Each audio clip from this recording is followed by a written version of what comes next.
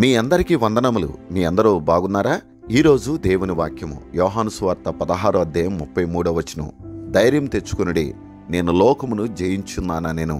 ప్రభువైన యేసు తన శిష్యులతో చెప్పినటువంటి మాట.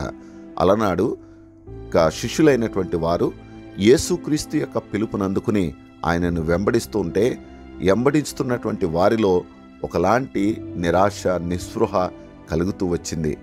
ఎందుకు అనంటే, యేసుక్రీస్తు ప్రభుల వారు వారితో ఉన్నంతకాలం వారు ధైర్యంగా ఉంటారని, అలాగే యేసుక్రీస్తు ప్రభు వారు లేకపోతే మా పరిస్థితి ఏంటి అనేటువంటి అగమ్య గోచరముగా వారి జీవితాలని ముందుకు కొనసాగిస్తూ ఉన్నప్పుడు, అధైర్యముతో వారు భయపడుతూ ముందుకు సాగుతూ ఉన్నప్పుడు, మీరు ధైర్యం తెచ్చుకోండి అని వారిని బలపరుస్తూ మాట్లాడినటువంటి మాట, నేను లోకమును జయించున్నాను. లోకమును జయించడం అంటే లోకములో ఉన్నటువంటి పాపము, అపరాధము, అవిధేయత అనగా నేత్రాశ, జీవపుడమ్మము, శరీరాశ, ఇవి అన్నీ కూడా మానవుని యొక్క జీవితానికి, పతనానికి కారణమవుతున్నాయి. అయితే ఏ ప్రభు అయిన యేసు వీటన్నిటినీ జయించున్నాడు.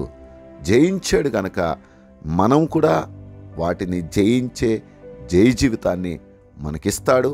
ఈ లోకములో ప్రభును బట్టి, ఆయన పరిశుద్ధతను బట్టి, ఆయన నీతిని బట్టి, ఆయన యథార్థతను బట్టి లోకంలో మనము కూడా ధైర్యంగా జీవించగలుగుతాం.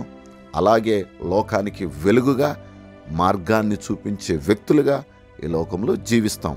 అలా ఉండాలని దేవుడు మనలను, మన కుటుంబాలను దేవుడు కోరుతున్నాడు.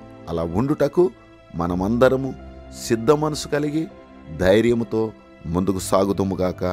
దేవుని కృపతో నింపబడుదుముగాక. ఆమేన్.